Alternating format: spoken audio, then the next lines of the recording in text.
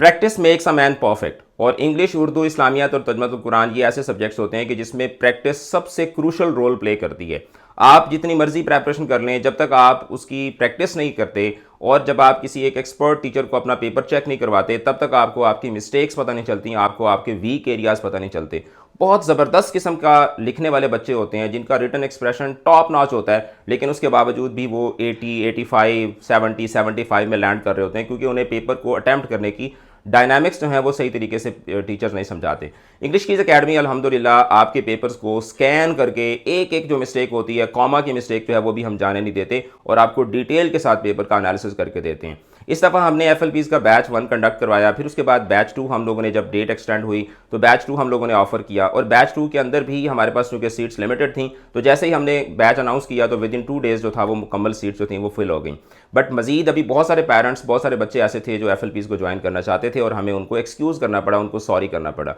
तो अब आप लोगों की इस डिमांड को मद्देनजर रखते हुए हम लोग FLPs का बैच 3 भी ऑफर कर रहे हैं, जिसमें इंग्लिश और उर्दू के दो दो FLPs होंगे,